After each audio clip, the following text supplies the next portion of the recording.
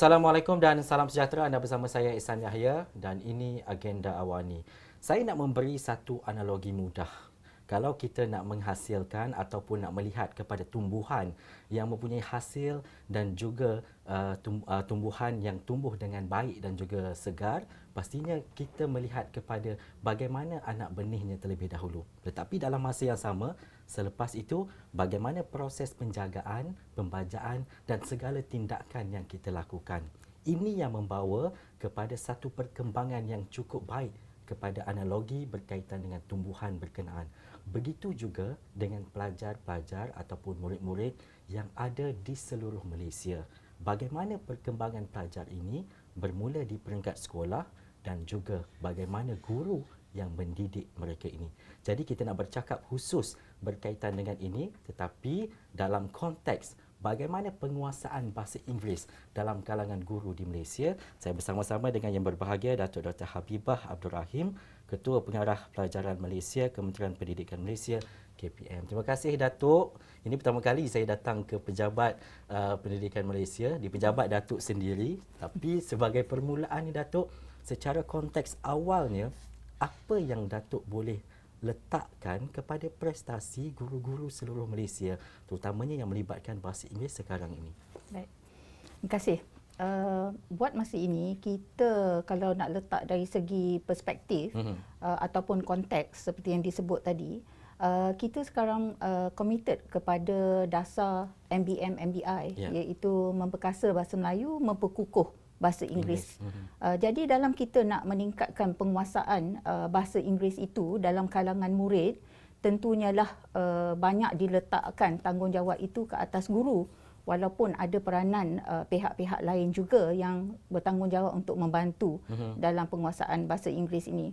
Jadi kalau dilihat dari aspek dasar tersebut, kita telah pun memasukkan nak meningkatkan tahap penguasaan bahasa Inggeris ini dalam Pelan Pembangunan Pendidikan 2013-2025, dan daripada pelan tersebut pula kita merangka hala tuju bagi peningkatan bahasa Inggeris ini dalam apa yang kita panggil sebagai The Roadmap 2016-2025. Jadi bila kita nak meningkatkan tahap penguasaan bahasa Inggeris dalam kalangan murid, kita ada sasaran-sasaran tertentu di mana kita nak capai bila murid meninggalkan alam persekolahan. Jadi bila beri analogi kepada anak benih dan siapa nak memupuknya, jadi guru memainkan peranan seperti itulah. Oleh itu kita hendak yang memupuk ataupun membantu dari segi penguasaan bahasa Inggeris murid itu adalah guru itu sendiri. Oleh itu jika guru kita hendak supaya memainkan peranan tersebut, maka tahap penguasaan dalam kalangan guru juga perlulah baik dari segi penguasaan bahasa Inggeris itu. Jadi kalau mengikut pelan yang kita ada ini, the roadmap contohnya, kita hendak supaya tahap penguasaan bahasa Inggeris itu lebih tinggi daripada penguasaan murid. Jadi kalau muridnya di peringkat SPM adalah B1, sebab dia A yang tahap paling rendah, A1, A2, B1, B2, C1, C2 yang paling tinggi. Jadi di peringkat SPM ini selepas menengah atas ni, kita nak supaya B1. Jadi gurunya perlu lebih baik, di mana kita sasarkan supaya guru mencapai tahap berasaskan CEFR, iaitu Common European Framework of Languages pada tahap C1. Dan mereka yang membantu guru pula, sama ada membimbing guru ataupun pensyarah kepada guru untuk mencapai lagi tinggi daripada guru itu sendiri, iaitu C2. Datuk, kenapa dan juga dari segi penilaian apa yang dibuat perkara ini? Adakah mungkin wujud secara contoh mudahnya sebelum ini berlaku anak murid lagi terror ataupun pelajar lagi terror daripada cikgu yang mengajarnya, ataupun ada satu analisis secara tahunan yang dibuat nak memastikan bahawa peningkatan ini harus dilakukan untuk melihat kepada keadaan dan juga situasi semasa?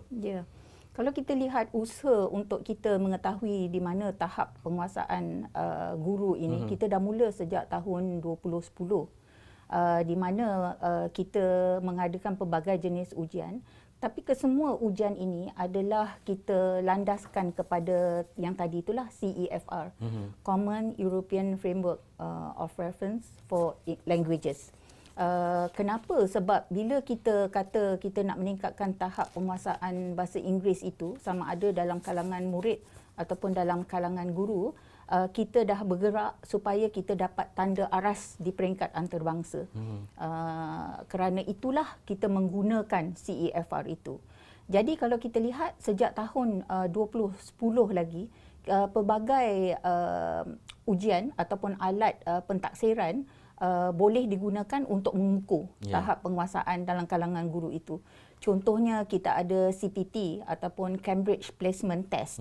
Kita juga ada APTIS Advanced dan kita juga boleh menggunakan MUET, Malaysian University English Test untuk menentukan tahap penguasaan itu. Jadi kalau kita lihat daripada sejak 2010 lagi sehinggalah pada tahun 2019, dalam kalangan guru yang optionnya bahasa Inggeris yang kita uji, hanya 50% saja yang telah mengambil sebarang ujian atau pentaksiran yang berdasarkan CEFR ini. Jadi kita tak tahu lagi yang 50% tu macam mana tahap penguasaannya. Oleh itu kita nak cuba menggalakkan supaya guru mengambil ujian seperti itu supaya kita tahu tahap penguasaan mereka. 50% lagi yang seperti Datuk sebut, kita tak tahu keputusannya bagaimana. Tetapi kadang-kadang menerusi CEFR ni kita melihat kepada pencapaiannya secara individu. Guru itu secara personalnya. Tetapi di peringkat contohnya lah kalau dia mengajar, penilaian di peringkat sekolah, ramai yang dapat A, ramai yang teruk, itu juga menjadi penilaian kepada kementerian dan juga di peringkat Datuk. Maksudnya kita tengok dari segi pencapaian sekolah dan murid, juga pelajar. Murid dan sekolah. Pencapaian di kalangan murid tersebut sedikit sebanyak akan dipengaruhi dari segi tahap penguasaan guru tersebut. Tetapi kalau kita nak tahu sebenarnya apa dia tahap penguasaan guru itu, maka kita perlulah tahu dan menguji guru itu, sebab pelbagai faktor mengambil terlibat bila kita melihat secara langsung macam mana penguasaan murid itu dengan menggunakan murid sebagai proksinya. Jadi kalau kita ikut asas yang diambil kira bila kita nak meningkatkan juga tahap penguasaan guru itu, ialah kita berandaian bahawa kalau guru tu baik tahap penguasaannya, dia boleh membantu murid untuk meningkatkan penguasaan itu. Jadi kalau kita tengok yang sini, bermaksud pula ia menggambarkan atau merefleksi bagaimana tahap itu adalah satu cara yang tidak langsung lah. Tetapi di sini pendekatan kita ialah kita nak tahu bagaimana tahap penguasaan guru itu supaya kita dapat membantu guru sebenarnya. Macam mana kita boleh meningkatkan tahap mereka itu. Kalau kita tackle dari segi murid itu, maka mungkin gurunya tahap penguasaan baik. Mungkin ada faktor-faktor lain yang kita perlu memberi bantuan dan sokongan untuk membantu murid itu selain faktor guru itu. Ya, Datuk, dulu apabila Datuk menyatakan bahawa ada guru yang perlu mengambil MUET dan juga nak melihat kepada prestasi dan adanya CEFR, kalau Datuk boleh terangkan, kalau dah ambil MUET kena ambil ke CEFR ni ataupun bagaimana penerangan lanjut berkaitan dengan dua antara MUET dan juga CEFR ni? Okey, kalau dahulunya MUET dilihat sebagai entrance untuk ke universiti. Jadi bidang-bidang kursus tertentu dia ada keperluan tahap-tahapnya yang tertentu. Tetapi telah ada kerjasama kementerian bersama dengan mereka yang pakar dalam CEFR bagi bahasa Inggeris ini, dan kita telah pun menjajarkan supaya MUET itu juga berlandaskan CEFR. Jadi MUET itu boleh digunakan untuk melihat tahap proficiency guru berlandaskan CEFR. Dan khusus bagi guru pada tahun ini, kita memberi sokongan one-off di mana pada tahun ini Kementerian dan juga Majlis Peperiksaan Malaysia yang menyokong dan menyediakan peruntukan bagi membiayai guru-guru mengambil ujian yang kita panggil sebagai CEFR Readiness. Jadi bagi tahun ini sahaja kita menyediakan peluang itu. Jadi kita telah pun buat satu siri. Sebenarnya kita rancang lebih daripada satu. Buat masa ni kita beranggapan kita boleh buat 2 kali. Tapi pada siri yang pertama telah ada pun guru-guru yang mengambilnya pada bulan Februari. Ya. Dan peruntukan telah pun disediakan 50% lagi Datuk kata belum mengambil. Ini sebab apa Datuk, stigmanya takut ke? Kalau tak lepas CEFR ni apa akan jadi pada cikgu tu? Saya rasa tak perlu risaulah sebab kita bukannya nak memberi apa-apa penalti kalau tak mencapai tahap CFR ni. Kita hendaklah supaya guru yang mengajar, yang melakukan PDP di dalam bilik darjah tu mempunyai tahap penguasaan tertentu supaya dapat membantu murid kita dengan lebih baik lagi. Jadi buat masa ini pendekatan kita adalah untuk tahu di mana kedudukan guru-guru kita supaya kita boleh menyediakan sokongan yang bersesuaian bagi guru mencapai tahap yang kita dah sasarkan itu. Datuk, kenapa ia bukan mandatory? Sebenarnya guru-guru kita, mereka adalah option bahasa Inggeris. Tetapi cuma pada waktu itu kelayakan yang kita gunakan bukanlah berlandaskan CEFR. Jadi CEFR ini adalah satu standard antarabangsa. Jadi kita hendak menggalakkan dan bukan nak menjadikan mandatory sebab mereka, guru-guru ni memang ada kelayakan. Guru-guru kita terlatih. Jadi cuma kita nak tingkatkan jika mereka belum capai lagi tahap tersebut. Dan juga Datuk melihat kepada selepas melaksanakan mungkin di peringkat fasa pertama CEFR ini, bagaimana penerimaan kepada mungkin yang 50% yang telah mengambil keputusan dan juga melalui proses ini. Bagaimana Datuk melihat kepada feedback, maklum balas mereka, maklum balas guru-guru ini? Saya rasa dari segi feedback ataupun maklum balas, dari aspek tersebut sukar untuk kita nak melihatnya. Tetapi kalau kita lihat dari segi pencapaian, bagaimana guru-guru kita perform dalam ujian tersebut, mungkin ia boleh memberi kita satu gambaran. Jadi pada ketika kita menguji 50% daripada kalangan guru kita, sebenarnya ramai daripada mereka yang telah pun mencapai minima C1, tahap C1 tersebut. Lebih kurang 67% daripada yang 50% yang mengambil mendapat C1 ataupun lebih baik. Tetapi bila kita membuatnya lagi kepada yang selebihnya pada siri yang pertama pada bulan Februari tersebut, kita lihat pencapaiannya tidak begitu seperti yang 50% yang awal. Jadi kita merasakan mungkin guru-guru ini perlukan sokongan atau bantuan yang lebih. Jadi kita ada menyediakan bahan-bahan untuk menyediakan guru supaya mereka lebih familiar dengan ujian tersebut dan juga bersedia untuk mengambilnya. Jadi kita ada menyediakan bahan-bahan tersebut dalam platform yang kita panggil sebagai Improve. Dan telah dilakukan pada Februari dan yang akan datang adalah siri kedua mungkin dalam bulan November. Persediaan apa yang diperlukan oleh guru ini yang mungkin akan berdepan dengan CFR ini? Okey. Ya, kita rancang pada awalnya siri yang kedua ni pada bulan November, tetapi disebabkan oleh situasi pandemik COVID-19 ini, kita anjaknya kepada bulan Disember. Jadi kalau kita lihat dari aspek persediaan itu, dia kita panggil CFR Readiness, tapi dia berasaskan MUET yang kita selaraskan, jajarkan dengan CFR. Jadi kalau guru-guru nak membuat persediaan, dia boleh merujuk kepada bahan-bahan berkaitan dengan MUET. Dan banyak juga dalam kalangan Jabatan Pendidikan Negeri dan juga PPD kita, Pejabat Pendidikan Daerah, yang menyediakan kursus-kursus yang boleh dicapai oleh guru-guru tersebut. juga daripada rakan-rakan sekerja mereka ya yang dah mencapai tahap CEFR tersebut untuk membantu mereka. Tetapi kalau kita lihat dari segi bahan yang kita sediakan dalam improve tersebut, sebab bila kita dah jajarkan kepada CEFR, dia mempunyai 4 komponen yang guru perlu menguasai, iaitu bertutur, mendengar, membaca dan juga menulis. Jadi 4 aspek ini atau komponen ini akan diuji lah. Jadi kalau dulunya mungkin guru lebih kepada aspek membaca atau menulis, sekarang dia juga perlu ada aspek bertutur dan mendengar.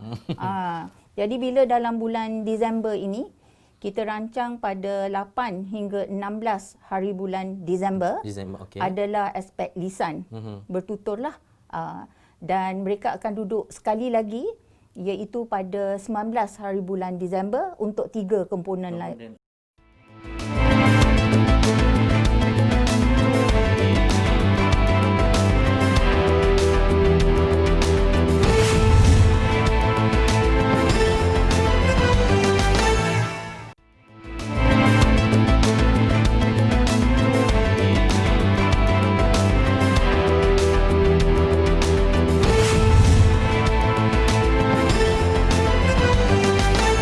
Di Kementerian Pendidikan dan juga sebagai Ketua Pengarah Pelajaran, tanggungjawabnya cukup besar, terutamanya nak melibatkan dia ramai datuk berdepan, cikgu, pelajar itu sendiri, dan yang paling utama adalah ibu bapa.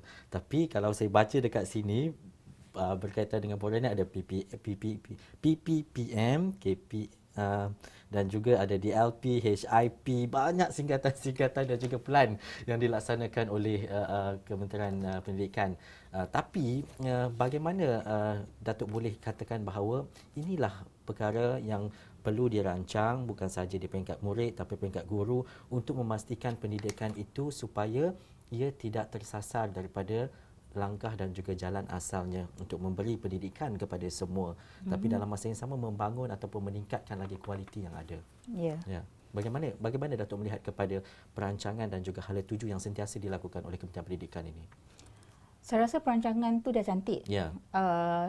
Seperti yang sebut tadi, ada pelbagai dokumen yang telah ada, dari dasarnya, pelannya, pelan secara menyeluruh untuk sistem, dan juga ada khusus untuk bahasa Inggeris, itu pun ada pelannya yang spesifik. Jadi sekarang dari segi pelaksanaannya, bagaimana kita hendak memastikan apa yang kita dah rancang itu dapat dilaksanakan dengan baik.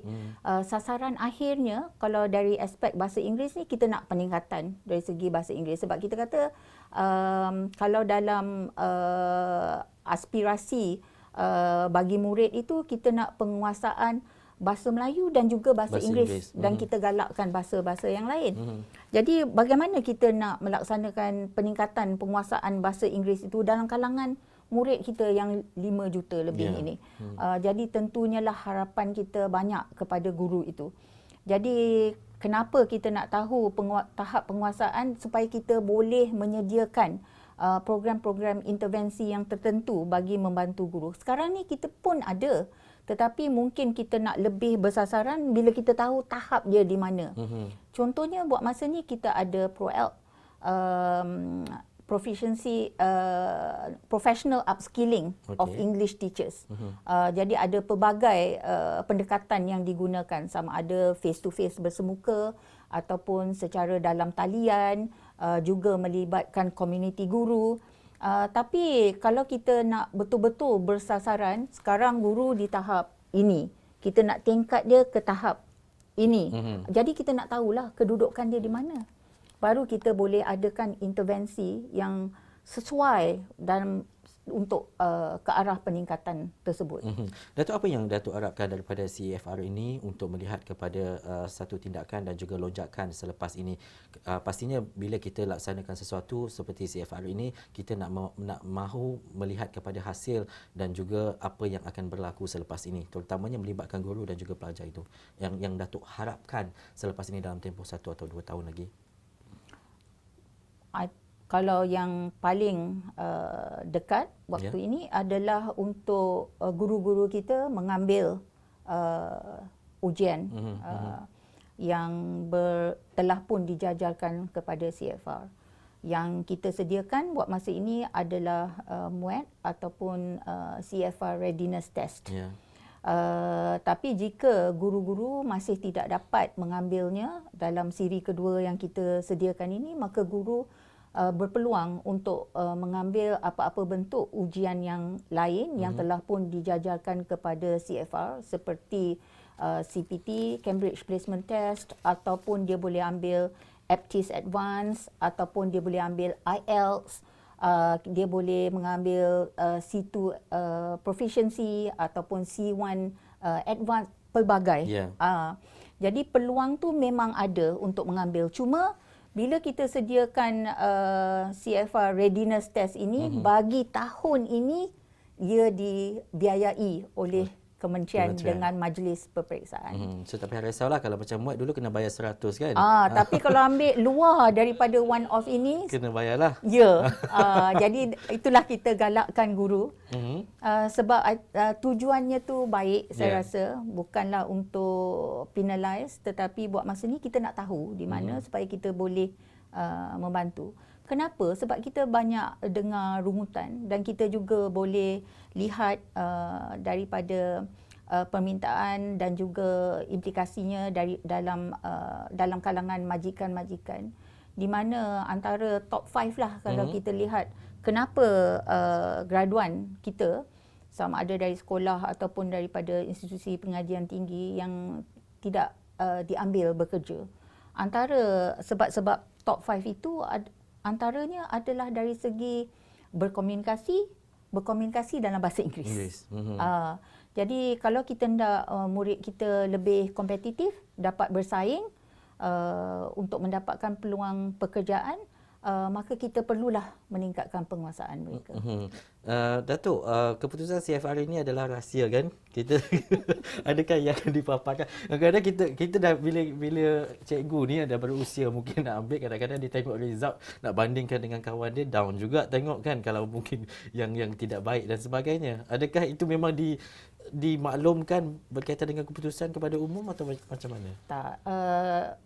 Tentunya kementerian boleh tahu keputusan secara keseluruhannya, tetapi keputusan individu tu adalah rahsia individu itulah. Maksudnya sekolah tak tahulah. Kalau nak katakan sekolah tak tahu, itu pun sukar sebab katakan kita nak tahu siapa lagi guru yang kita perlu latih ataupun perlu mengambil ujian. Tentulah kita kena tahu guru-guru tersebut dan dari mana sekolah dia. Ya. Okey. Itu sebab tapi kita tak adalah umum cikgu A, B, C ni apa keputusannya. Betul. Sebab ini kadang-kadang dia melibatkan peribadi dan juga personal cikgu-cikgu berkenaan. Tapi jangan risau seperti yang Datuk sebut tadi. Ambil saja, peruntukan pun dah disediakan dan ini adalah untuk membantu bukan saja cikgu tu tapi pelajar-pelajar. Akhir sekali cikgu, Datuk, saya nak bertanyakan berkaitan dengan Datuk sebagai kapasiti sebagai seorang pengarah pelajaran Malaysia. Kita berdepan dengan situasi dan juga COVID yang tidak menentu. Bila habis dan keadaan bila kita dapat melandaikan COVID-19 itu juga kita tak tahu. Tetapi sebagai seorang yang berada dalam kapasiti sebagai ketua pengarah pelajaran, berdepan dengan pelbagai tindakan dan juga perkara yang melibatkan ibu bapa, pelajar dan guru, apa cabaran yang mungkin Datuk rasakan, yang Datuk harus tempuh dan juga ini kekuatan yang Datuk bawa untuk tempoh dan juga keadaan pandemik hari ini? Saya rasa yang banyak diberi keutamaan dalam kementerian ini adalah walaupun kita menghadapi cabaran pandemik COVID-19 ini, pembelajaran itu perlulah diteruskan. Cabarannya ialah kita telah pun biasa dengan keadaan di mana pembelajaran itu berlaku dalam keadaan fizikal bilik darjah. Tetapi bila dalam keadaan pandemik ini di mana kalau murid boleh datang ke sekolah, maka apa yang kita perlu ambil tindakan adalah memastikan bila datang ke sekolah keadaan selamat di sekolah tersebut. Jadi kita mengambil langkah-langkah tertentu bagi memastikan keselamatan itu. Jadi kita ada garis panduan yang kita sediakan supaya sekolah-sekolah mematuhi garis panduan tersebut. Penjarakan fizikal, menjaga kebersihan, memastikan kerap mencuci tangan, bagaimana kita aturan datang ke sekolah, untuk beli makanan di kantin. Jadi itu kita susun atur. Tetapi kalau misalnya murid tidak dapat datang ke sekolah, contohnya bila kita ada PKPB di Sabah, juga di Selangor, Putrajaya dan Kuala Lumpur. Jadi pembelajaran itu masih perlu diteruskan. Jadi guru kita harap dapat mengambil pendekatan yang berbeza. Sebab sekarang bukan dalam fizikal bilik darjah, tetapi guru di tempat lain, murid di tempat lain pula. Kita harap di rumah masing-masing. Jadi maka pelbagai pendekatan lain kita cadangkan, contohnya dalam talian. Tetapi bila kita lihat dalam talian online learning ini, kita juga ada isu di mana mungkin murid tak ada device peranti, ataupun murid tak ada rangkaian connectivity. Jadi perlu ada pendekatan yang lain juga. Maka kita telah pun menyediakan rancangan TV pendidikan, di mana kita awalnya menyediakan 2 jam, kemudian kita dah tambah menjadi 6 jam. Okey, kalau tak ada juga, maka kita guru-guru kita juga berusaha untuk menyediakan pack pembelajaran. Di mana dalam pack itu ada aktiviti-aktiviti pembelajaran, di mana ibu bapa contohnya boleh datang ambil di sekolah, bawa balik untuk murid melaksanakannya kendiri di rumah masing-masing. Ataupun sekolah juga bekerjasama dengan komuniti tempatan, ataupun dengan PIBG, ibu bapa, Persatuan Ibu Bapa Guru, untuk menghantar pack itu kepada kampung ataupun supaya boleh disebarkan kepada pelajar-pelajar tersebut. Jadi ini adalah keutamaan kementerian, apa pendekatan yang kita boleh terus ambil supaya memastikan pembelajaran itu terus berlaku.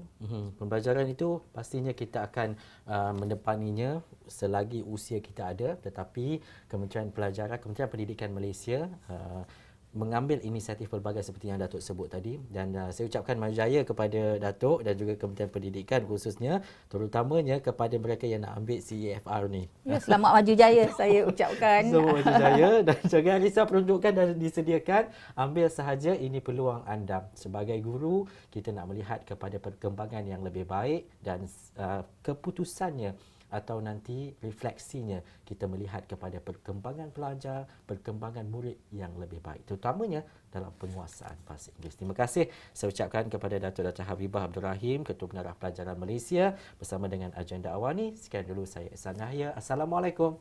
Jumpa lagi.